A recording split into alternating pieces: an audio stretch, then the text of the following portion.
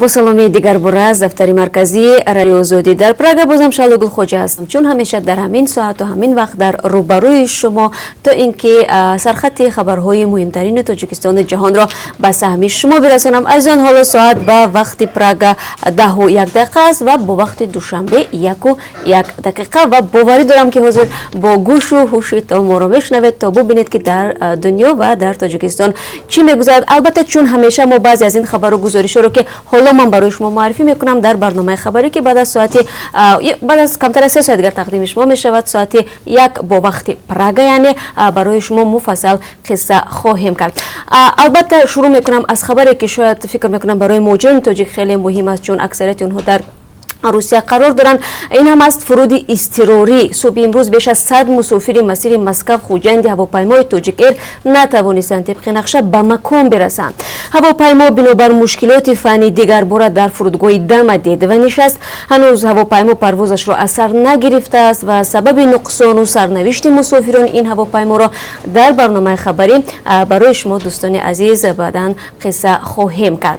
صاحب تاجیک شد نرخ بالا می رود. زنگوی شرکت بیلاین از تاجیکستان بر روسیه و برعکس شروع از فردا قیمت می شود. این هم در حالی است که اخیراً شرکت بیلاین را شرکت زیتی موبایل در تاجیکستان خریداری کرد و مکنون مالک آن تاجیکان هستند.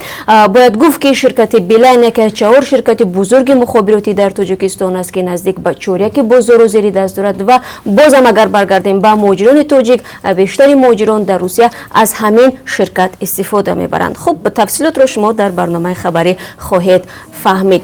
و مالکان تاجیک و چینایی شرکت غیرسمنت در تاجیکستان وارد یک بحث دادگاهی شدند. نافهمی جانب ها بر سر صادرات سمنت به ازبکستان سر زده و چرا این جانب ها وارد بحث شدند. ما یک صحبت مفصل داریم در این زمینه که بعد از کمتر از 3 ساعت دیگر برای شما تقدیم خواهد گشت. پیش از نفقه بمیرید. زیر چنین شعارها دیروز در روسیه صدها نفر بر ضد بالا بردن سین نفقه در خیابان برآمدند.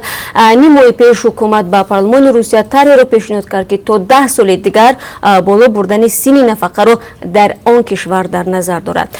این برنامه حکومتی نه تنها باعث ناراضگی مردم شده است، بلکه باعث پست شدن نفوذ ولادیمیر پوتین هم گشت و شما حتما که میتوانید نوار را از این اعتراض ها در برنامه خبری ببینید.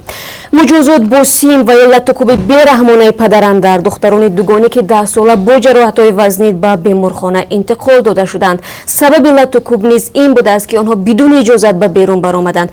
چرا مادر این دختران برای حمایت همزیستی با جهلش تلاش کرده و تا به این درجه رسیده است؟ گزارش در این باره پیشنهادی شما می شود. و البته دوستان عزیز، همکاران ما در دوشنبه و دیگر منطقه‌های کشور دنبال خبرهای تازه و داغ هستند و باوری دارم که تا کمتر از 3 ساعت دیگر بازم خبر و گزارش‌های بیشتر را ما میتوانیم در برنامه خبری پیشنهادی شما کنیم. فراموش نکنید که برنامه را شما میتونید طریق پخش مستقیم در آزادی ویدیو که کانال ویژه ما است در یوتیوب تماشا کنید، همچنین در آزادی ویدیو که وبسایت رسمی ما است و البته در شبکه‌های اجتماعی که ما آنجا صفحه‌های مخصوص خود را داریم.